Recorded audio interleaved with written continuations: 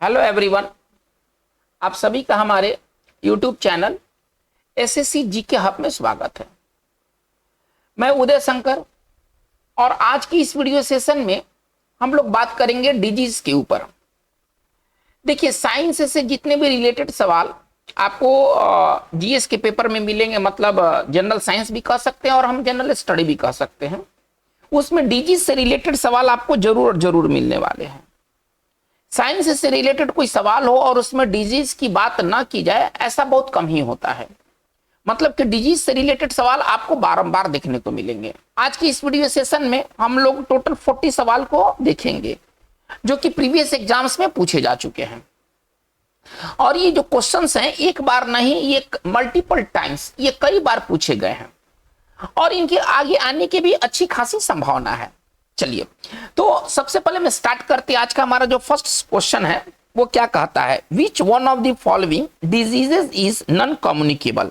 देखिए, आप जब डिजीज के बारे में पढ़ेंगे तो इसमें दो तरह के डिजीज होते हैं। एक होते हैं कम्युनिकेबल, जो कि संक्रमण ये होते हैं, मतलब वो एक बॉडी से दूसरे बॉडी में जाते हैं, वो फैलते हैं डायरेक्ट कांटेक्ट से, एयर से, और भी कई तरीके हैं। ये सारी बातें आपको पढ़ने को मिलेगा डिजीज चैप्टर में।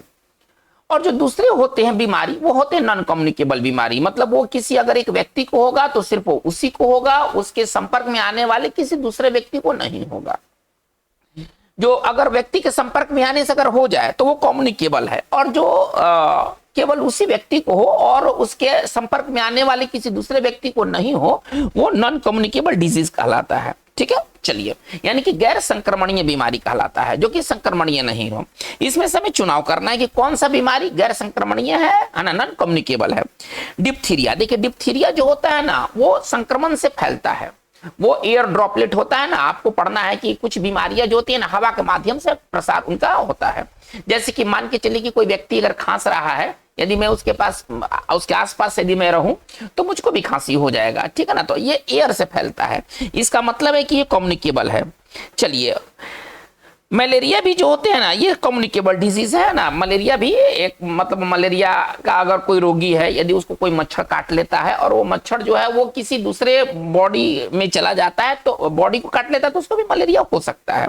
तो कहने का तात्पर्य है कि ये सभी के सभी जो है ना कम्युनिकेबल है। लेकिन कैंसर एक ऐसा डिजीज है, ये जिस व्यक्ति को होता है वो सिर्फ उसी को होता है, उसके संपर्क में आने वाले किसी दूसरे व्यक्ति को नहीं होता। यदि आप कैंसर के मरीज से अगर आप हाथ मिलाते हैं, उसके साथ बैठकर खाते हैं, तो आपको कैंसर नहीं होगा। ठीक है, इसका मतलब है कि हमारा वन का राइट आंसर हमारा सी होगा। चलिए, हम लोग क्वेश्चन नंबर सेकंड में आते हैं।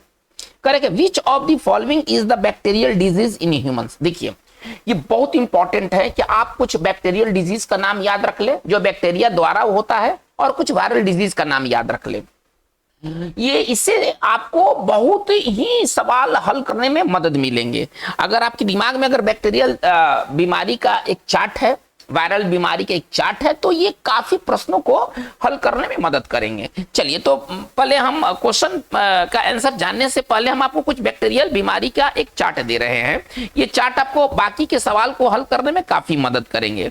देखिए, जो इंपॉर्टेंट जो बैक्टीरियल जो डिजीज है, हम उसको ऐसे कहते हैं, जो इंपॉर्टेंट जो बैक्टीरियल जो डिजीज है वो कौन कौन से है, इसको एक बार देख लिया जाए।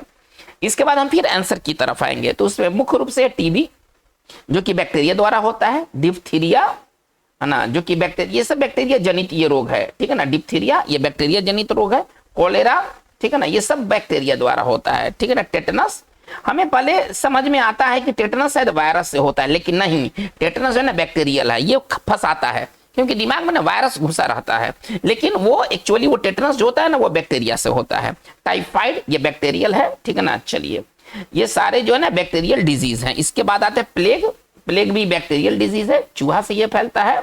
चलिए, इसके बाद है सिफिलिस, इसके बाद है सिफिलिस, ठीक है ना, इसको सेक्सुअल डिजीज कहते हैं, सिफिलिस और गोनोरिया, ठीक है ना। ये जो दो रोग हैं, सिफिलिस और गोनोरिया, जो दो रोग हैं, ये सेक्सुअल डिजीज कहलाते हैं। एसटीडी इसको कहते हैं, एसटीडी। ये इतना जो रोग है ना, ये बहुत इंपॉर्टेंट बात है ना, इसको जरूर आप दिमाग में रखें कि एसटीडी कौन कौन है। तो एक सिफिलिस और एक गोनोरिया है ना, इसको आप ये पढ़ें, ठीक है ना। और एक है न्यूमोनिया। तो हम कहने का तात्पर्य है कि इतने जो बीमारियां हैं वो मुख्य रूप से बीमारियां हैं, ये बैक्टीरियल डिजीज है। चलिए, अब करेंगे कि which of the following is bacterial disease in human, bacteria द्वारा जनित कौन सी बीमारी ह्यूमन में होता है? निमोनिया, मलेरिया, प्लेग और बोथ ए एंड सी। अगर आप चार्ट को देख रहे हैं तो इसमें आप देखेंगे निमोनिया है, चलिए इसमें आप देखेंगे कि प्लेग है, प्लेग आपको दिखाई देगा, यहाँ प्लेग है, लेकिन इसमें मलेरिया नहीं है। मलेरिया जो होता है ना वो बैक्टीरियल नहीं है। इसका मतलब है कि ए होगा और हमारा सी होगा, यानी कि हमारा राइट आंसर होगा 2 का आंसर डी होगा। चलिए क्वेश्चन नंबर 3 की ओर मूव करते हैं। Which one of the following sets include only bacterial disease, इसमें से केवल हमें बैक्टीरियल डिजीज खोजना है। चलिए टेटनस, ट्यूबरकुलोसिस और मीजल्स। देखिए अगर आप इस चार्ट को देखते हैं, इस चार्ट में आपको मीजल्स नहीं मिलेगा, खसरा नहीं मिलेगा। मीजल्स का मतलब खसरा होता है, इसका मतलब है कि वो एक वो वायरल डिजीज है, उसके बारे में बाद में बात करेंगे। ये वायरल डिजीज है, हमें केवल बैक्टीरियल डिजीज खोजना है।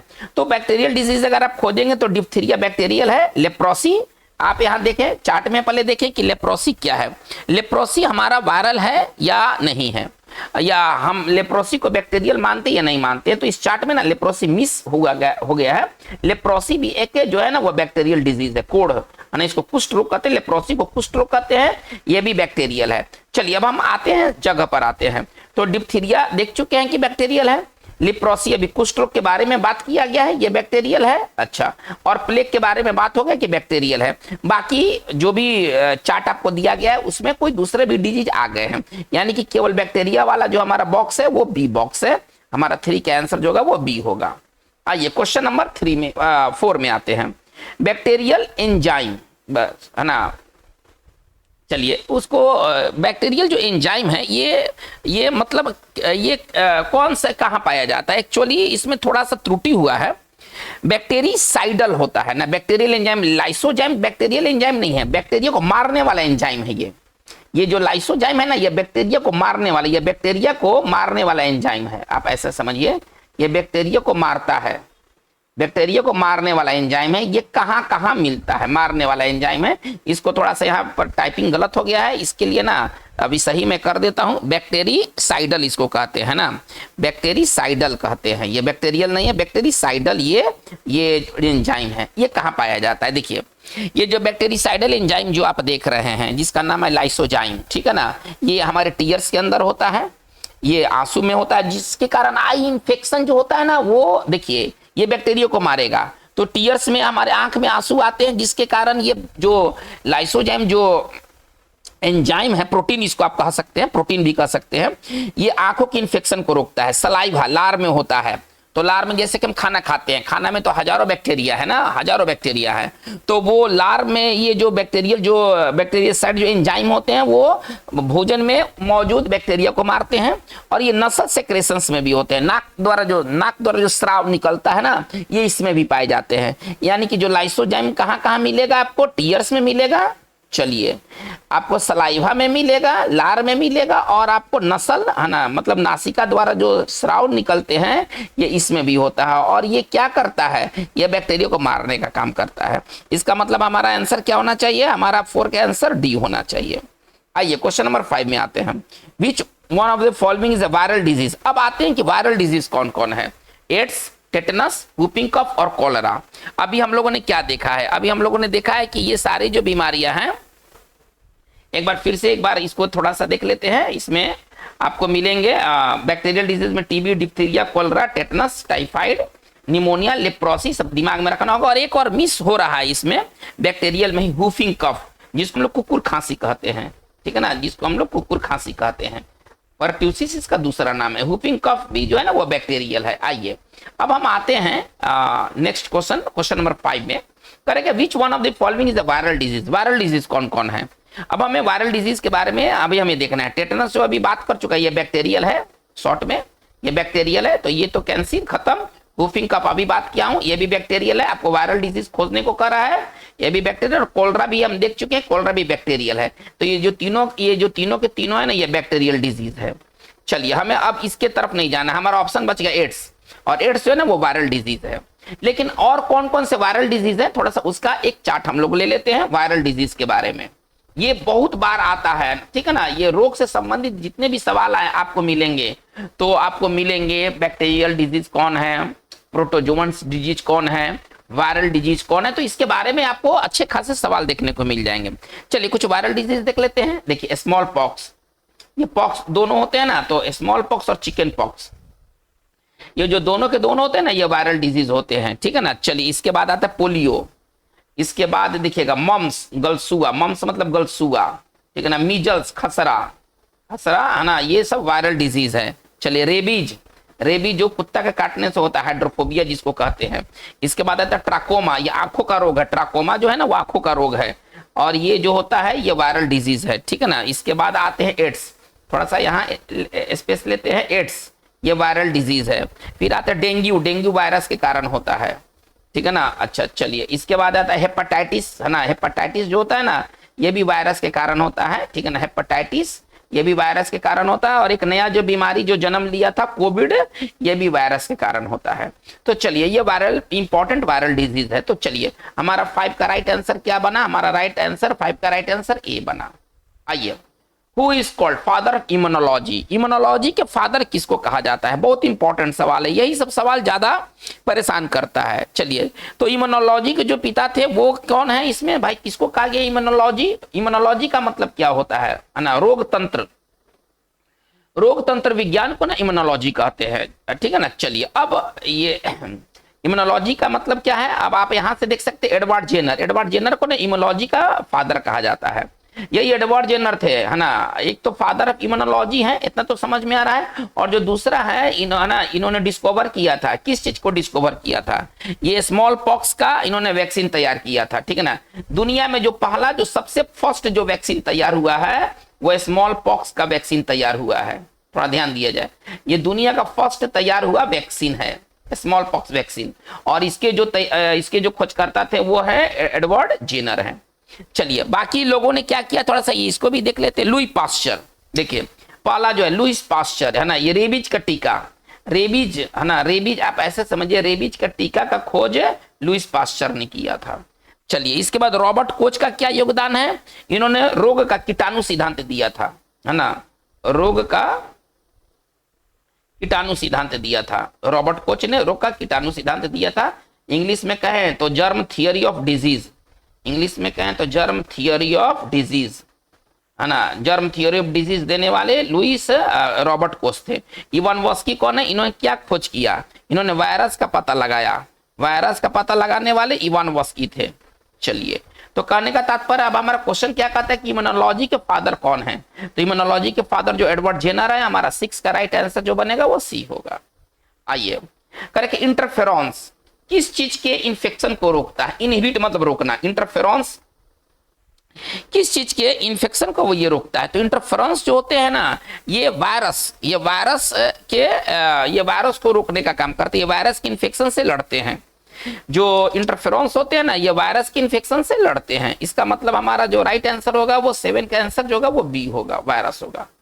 चलिए आते हैं नंबर 8 में, फीवर कॉजिंग सब्सटेंस, एक वैसा चीज जो कि बुखार को पैदा करे कहलाएगा। इसमें से क्या कहा जाता है, किसको कहते हैं फीवर कॉजिंग सब्सटेंस? इसमें से कौन ऐसा है जो कि बुखार पैदा करेगा? चलिए एक दिमाग में देखिए, रूट वर्ड याद रखिए, हर चीज को आप दिमाग में नहीं रख सकते। पायरो, पायरो का मतलब क्या होता है ना, पायरो का मतलब होता है आग। फीवर में टेम्परेचर हाई रहता है, तो पायरो जो होता है ना वो फीवर को भी इंडिकेट करता है। इसका मतलब है कि हमारा 8 का राइट आंसर जो होना चाहिए वो बी होना चाहिए। चलिए जो कि ये पायरोजेन है, यदि कोई चीज है, यदि पायरोजेन है, इसका मतलब है कि वो बुखार पैदा करेगा। चलिए इसके बाद हम आते हैं क्वेश्चन नंबर 9 में, करेंगे फादर ऑफ मेडिसिन, है ना, मेडिसिन के पिता किसको कहा जाता है? तो मेडिसिन का पिता जो है वो ग्रीक थे, हिपोक्रेटस थे, इनको ना फादर ऑफ मेडिसिन माना जाता है, इनको ना फादर ऑफ मेडिसिन माना जाता है। चलिए तो बहुत इंपॉर्टेंट ये बात है। लीवेनहॉक ने क्या किया था, थोड़ा सा लीवेनहॉक के बारे में देख लेते हैं। इन्होंने बैक्टीरिया का पता लगाया था, बैक्टीरिया का पता लगाने वाले लीवेनहॉक, और वायरस का पता लगाने वाले अभी बात हुआ है इवान वॉस्की, और वायरस का पता लगाने वाले कौन है? तो इवान वॉस्की। चलिए यहां से आप देख सकते हैं वायरस का पता किसने लगाया था? इवान वॉस्की ने लगाया था। चलिए तो इसका मतलब हम कह सकते हैं कि हिपोक्रेटस जो थे वो फादर ऑफ मेडिसिन थे। लीवेनहॉक ने क्या किया? बैक्टीरिया का पता लगाया। चलिए एडवर्ड जेनर ने स्मॉल पॉक्स का टीका बनाया, जिसके बारे में भी बात हुआ है। चलिए, ये दुनिया का फर्स्ट ये बीमारी था जिसका टीका बना था। चलिए, रॉबर्ट कोच क्या किए थे, अभी आपको बताया गया। जो रॉबर्ट कोच थे, इन्होंने जर्म थियोरी ऑफ डिजीज दिया था। इसका मतलब है कि हमारा 9 का राइट आंसर जो होगा वो हमारा सी होगा, राइट आंसर जो होगा वो सी होगा। आइए क्वेश्चन नंबर 10 में, the first discovered vaccine was of, पहला खोजा गया वैक्सीन किस बीमारी का था? Chicken pox, tetanus, small pox और हुफिंग कफ। अभी बात हुआ है कि सबसे पहले स्मॉल पॉक्स वैक्सीन तैयार किया गया था 1908 में, है ना, और एडवर्ड जेनर द्वारा। ये दुनिया का सबसे पहला बीमारी था जिसका कोई वैक्सीन बना था, एडवर्ड जेनर द्वारा इसको, है ना, बनाया गया था, डेवलप किया गया था। यानी कि हमारा जो राइट आंसर 10 का राइट आंसर क्या होना चाहिए? 10 का राइट आंसर हमारा सी होना चाहिए। आते हैं क्वेश्चन नंबर 11 के तरफ। हम लोग क्वेश्चन नंबर 11 की तरफ आते हैं तो देखते हैं कि क्वेश्चन नंबर 11 क्या कहता है। सिलेक्ट द एयरबोर्न डिजीज, इसमें से, है ना, हवा द्वारा होने वाले रोगों का पता लगाना है कि कौन से रोग हवा द्वारा होते हैं, हवा द्वारा फैलते हैं वो। चलिए, ट्यूबरकुलोसिस, टीबी जो होता है ना, जिसको शॉर्ट में हम लोग टीबी कहते हैं, वो खांसने से, छींकने से, थूकने से फैलता है, तो हवा के माध्यम से फैलेगा। चलिए, डिप्थीरिया भी इसी तरह से एयरबोर्न डिजीज है। चलिए, और निमोनिया भी, जो निमोनिया अगर हो जाता है तो निमोनिया के जो पेशेंट हैं अगर कहीं खांसेंगे, छींकेंगे, ठीक है ना, थूकेंगे, तो आसपास के लोगों में निमोनिया होने के चांसेस बने रहते हैं। ये तीनों के तीनों जो है ना वो एयरबोर्न डिजीज है, जिसको हम इनडायरेक्ट इंफेक्शन समझते हैं। तो इसका मतलब है कि ऑल ऑफ दीज होना चाहिए, ऑल ऑफ एबव होना चाहिए। 11 का राइट आंसर हमारा डी होगा। चलिए, आते हैं क्वेश्चन नंबर 12 की तरफ। BCG is used against, BCG किसके खिलाफ इस्तेमाल किया जाता है? देखिए, बीसीजी का जो टीका है ना, जो वैक्सीन है ना, ये दिया जाता है ट्यूबरकुलोसिस, टीबी के खिलाफ।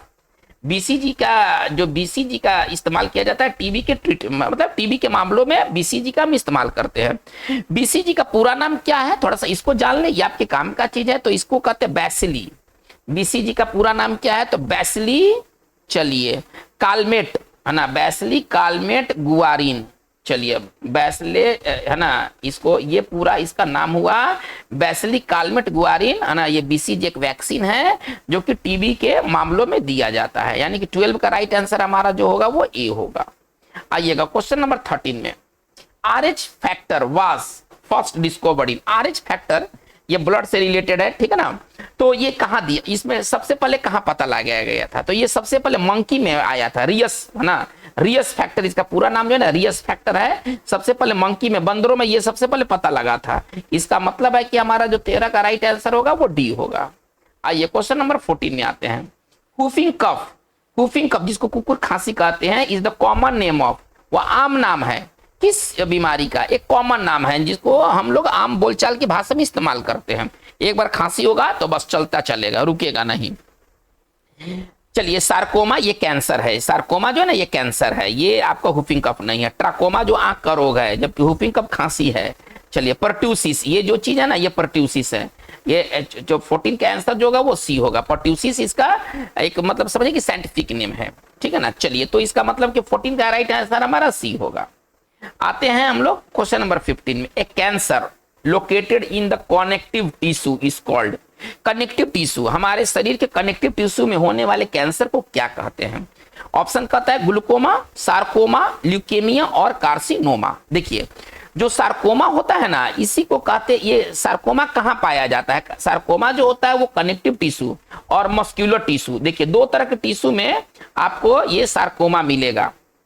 सार्कोमा के बारे में थोड़ा सा जान लीजिए। कैंसर का एक नाम है, लेकिन ये कैंसर कहाँ मिलेंगे? ये कैंसर मिलेंगे कनेक्टिव टिश्यू में और कहाँ मिलेंगे? मस्कुलर टिश्यू में। तो कौन कौन से कैंसर आते हैं सार्कोमा के अंतर्गत? तो उसमें आते हैं बोन कैंसर, मतलब बोन कैंसर को आप कह सकते हैं कि सार्कोमा है वो, आप ऐसा समझिए, कैंसर, सॉरी, बोन कैंसर को कह सकते हैं कि सार्कोमा का ये एग्जाम्पल है। चलिए, तो इसके बाद हम लोग और देखते हैं लिम्फ नोड, है ना, lymph node cancer. Lymph node cancer भी, सॉरी, लिम्फ नोड जो, लिम्फ के जो कैंसर होते हैं वो भी सार्कोमा के अंतर्गत आते हैं, ठीक है ना। लिम्फ नोड कैंसर भी सार्कोमा के अंतर्गत आते हैं। और फिर एक मसल कैंसर, त्वचा कैंसर, ठीक है ना। चलिए, ये सब सार्कोमा के अंतर्गत आते हैं।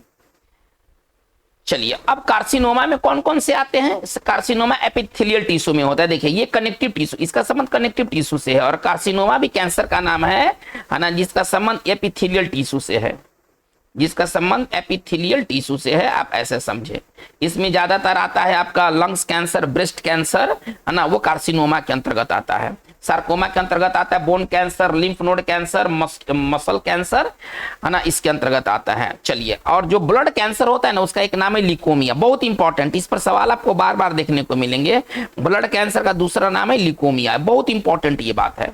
चलिए, ग्लूकोमा किसका रोग है? ये आंखों का रोग है, ठीक है ना। ग्लूकोमा किसको प्रभावित करता है? ये आंखों का रोग है, इंपॉर्टेंट बात है, ठीक है ना। ये जो है आंखों का रोग है। इसका मतलब है कि 15 का राइट आंसर हम क्या कह सकते हैं? 15 का जो राइट आंसर होगा वो बी होगा। चलिए, आते हैं क्वेश्चन नंबर 16 में। करेंगे cancers can be treated by, cancer का इलाज किससे हो सकता है? Radiation therapy, surgery, hormonal therapy और ऑल ऑफ दीज। इसका जो आंसर होगा वो ऑल ऑफ दीज होगा। इसका जो आंसर होगा वो ऑल ऑफ दीज होगा, सभी से, है ना। रेडिएशन थेरेपी से, रेडिएशन अगर कैंसर का कोई पेशेंट है उसका रेडिएशन होता है। अगर सर्जरी का मामला अगर है तो सर्जरी भी हो सकता है, और नहीं तो वो केमोथेरेपी जिसको कहते हैं, है ना, एक वो भी माध्यम है, और एक हार्मोनल थेरेपी भी है।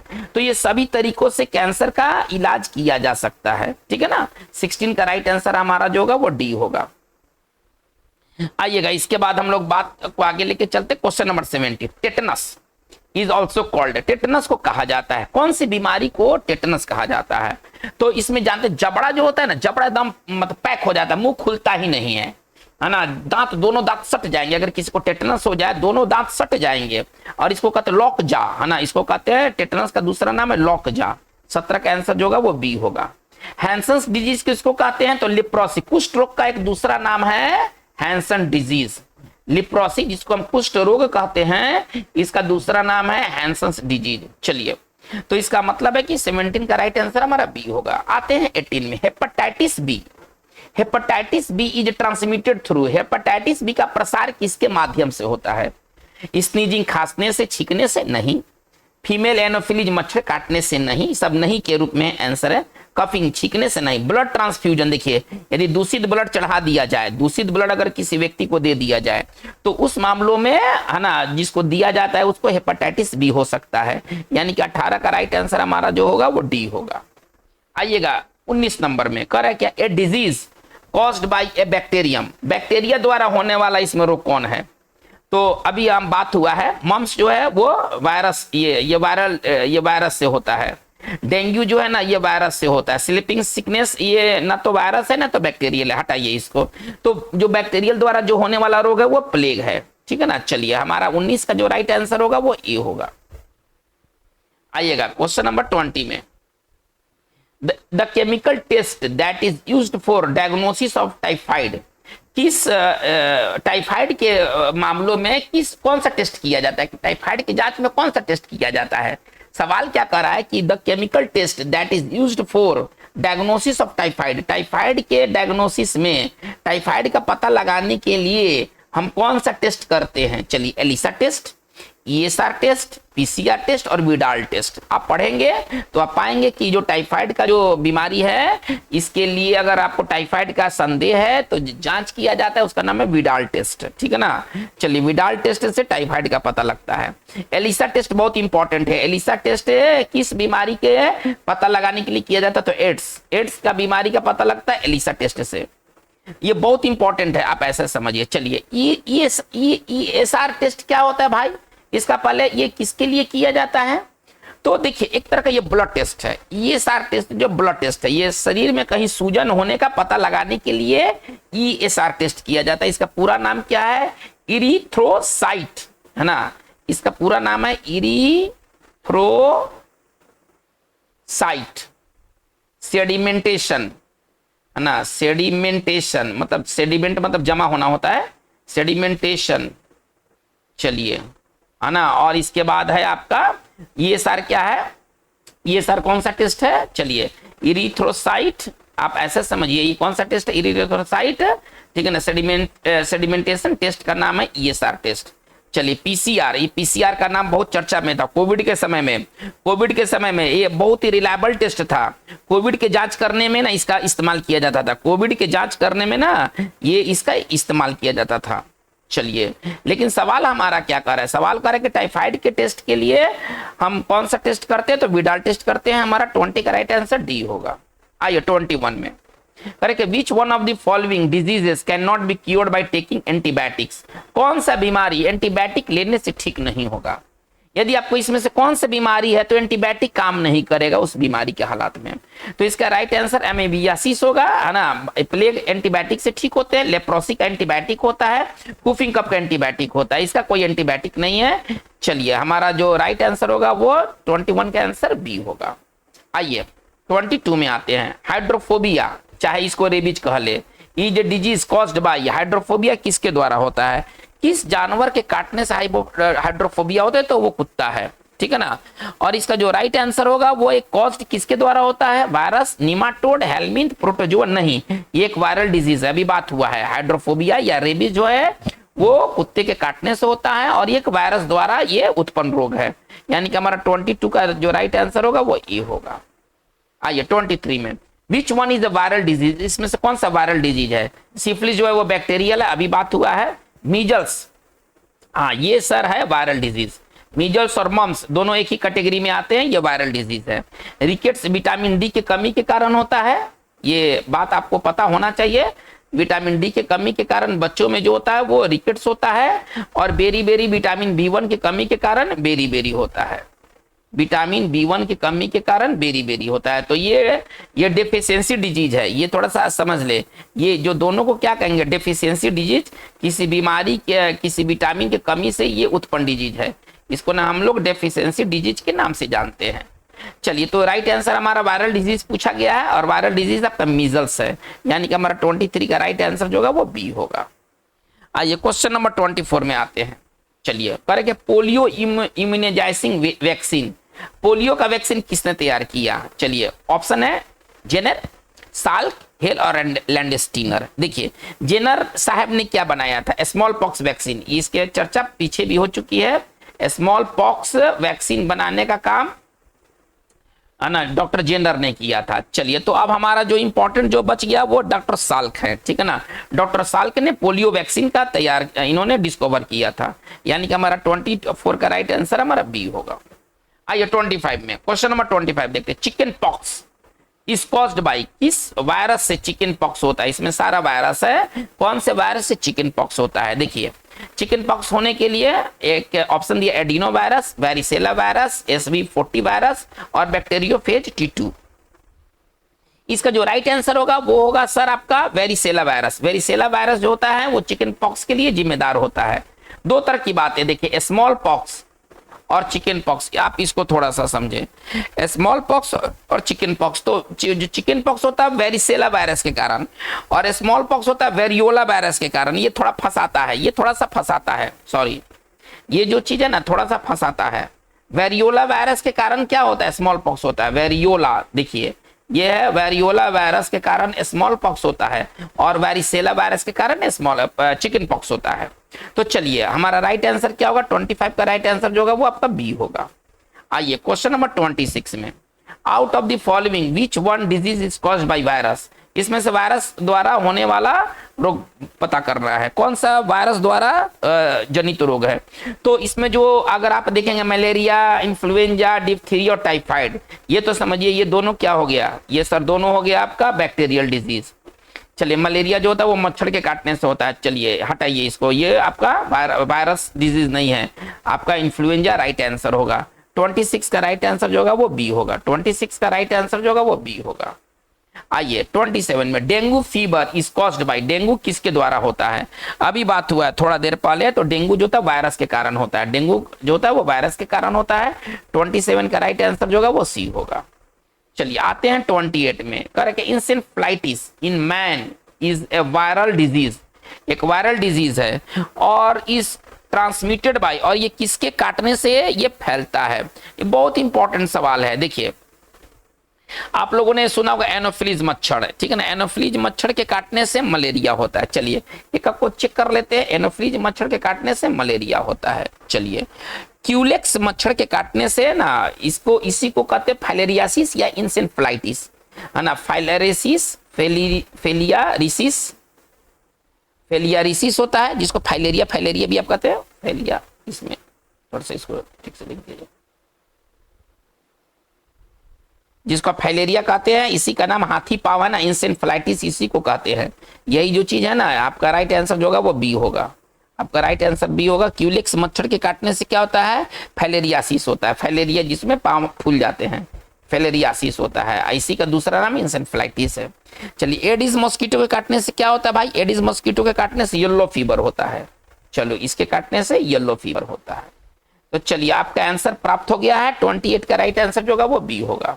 आते 29 में, which of the disease is not transmitted by house flies, मक्खी से कौन सा बीमारी नहीं फैलता है, मक्खी से कौन सा बीमारी नहीं फैलता है। चलिए, टाइफाइड होता है, टाइफाइड जो होता है ना, वो मक्खी जो होते हैं दूषित जल और भोजन पर बैठ करके और ये लोगों तक पहुंचाते हैं, ठीक है ना। चलिए, कोलेरा होता है, ये हाउस फ्लाई, ये मक्खी से होता है। डिसेंट्री पेचिस होता है, लेकिन येलो फीवर नहीं होता है, ठीक है ना। पीला ज्वर जिसको कहते हैं, 29 का आंसर जो होगा वो बी होगा।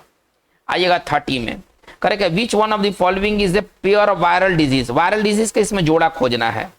टेटनस और टाइफाइड ये जो दोनों है सर, ये आपका बैक्टीरियल है, तो ये तो आंसर होगा नहीं। सिफिलिस बैक्टीरियल है, एड्स वायरल है, लेकिन सिफिलिस बैक्टीरियल है, यानी कि ये खत्म। हुफिंग कफ एंड स्लीपिंग सिकनेस, हुफिंग कफ जो होता है वो बैक्टीरियल होता है, ये खत्म।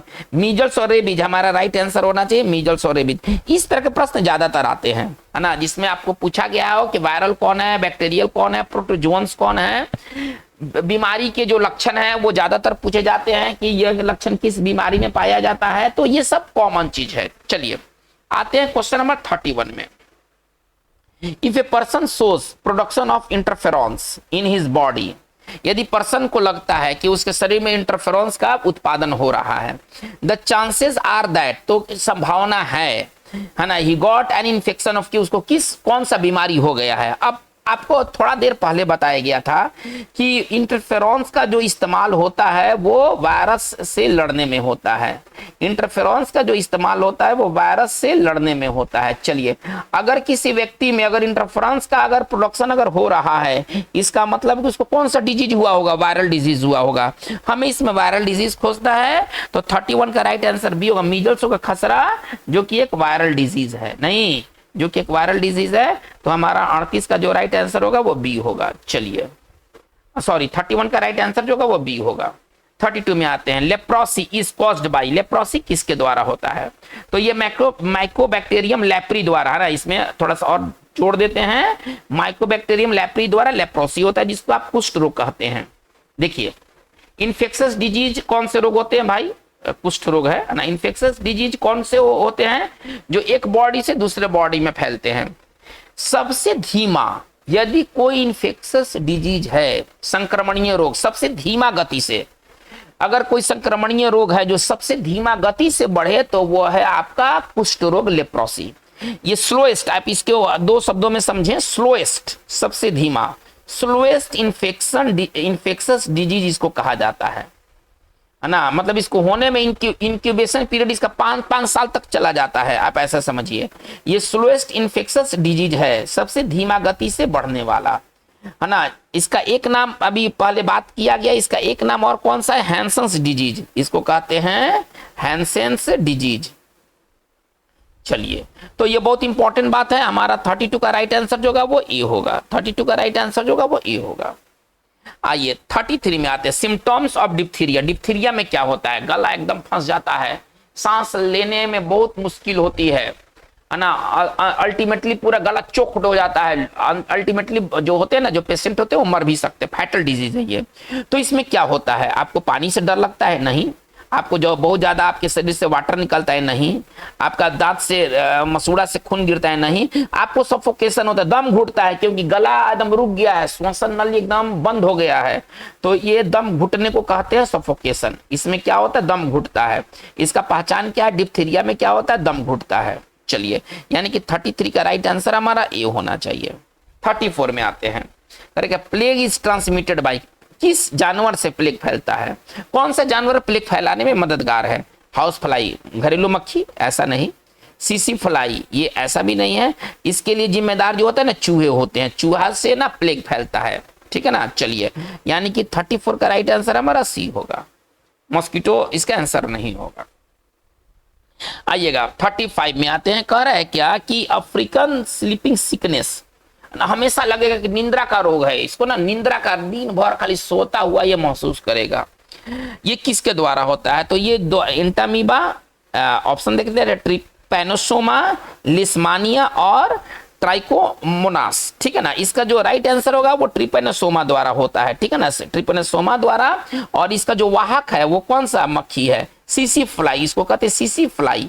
ये अफ्रीकन कंट्री में ये मक्खी पाए जाते हैं। यही जो सीसी फ्लाई है वो अपने अंदर ट्रिपैनोसोमा लेकर चलता है, सीसी फ्लाई काटेगी, ट्रिपैनोसोमा उस व्यक्ति के अंदर चला जाएगा, जिससे कि स्लीपिंग सिकनेस जैसा उसको महसूस होगा। इसका मतलब है इसका जो आंसर होगा वो 35 का आंसर बी होगा। आइए 36 में क्या कह रहा है? Which disease is caused by nematode, nematode द्वारा है ना होने वाला रोग कौन है? तो इसमें फिलेरियासिस इसका राइट आंसर होगा। 36 का राइट आंसर जो होगा वह डी होगा। चलिए आते हैं 37 में।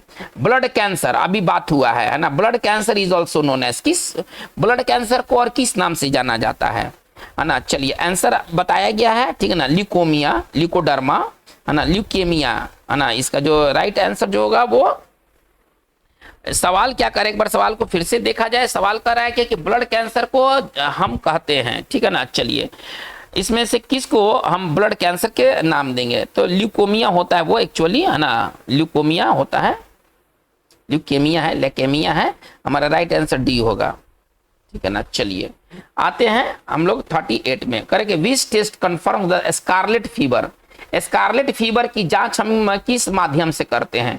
तो इसके लिए राइट आंसर होगा डिक टेस्ट। डिक टेस्ट से स्कारलेट फीवर की जांच होती है। यूरिनरी, देखिए यूरिनरी, ये मूत्र से संबंधित जो भी प्रॉब्लम है ना उसके लिए यूटीआई टेस्ट होता है। विडाल टेस्ट किसके लिए होता है? तो टाइफाइड के जांच के लिए विडाल टेस्ट होता है। इसके लिए यूरिनरी मतलब मूत्र मार्ग से संबंधित जो जांच होते हैं उसके लिए यूटीआई टेस्ट है। चलिए तो इसका मतलब है कि 38 का राइट आंसर हमारा ए होना चाहिए। आते 39 में। ELISA is the diagnostic test for, ELISA की जांच किस बीमारी का पता लगाने के लिए किया जाता है? तो राइट आंसर एड्स, बहुत इंपॉर्टेंट, ये कई बार एग्जाम्स में पूछे जा चुके हैं कि एलिसा टेस्ट किस बीमारी के जांच में किया जाता है? तो आंसर होना चाहिए एड्स, यानी कि 39 का राइट आंसर होगा सी। आइएगा और इसके बाद 40 में आते हैं। करेंगे which is a safe technique to detect cancer, cancer पता लगाने के लिए सबसे सुरक्षित उपाय कौन सा है? रेडियोग्राफी है, सीटी स्कैनिंग है, एमआरआई है और बायोप्सी है। इसमें जो सबसे सेफ जो उपाय है वो आपका एमआरआई है। 40 का राइट आंसर हमारा सी होगा।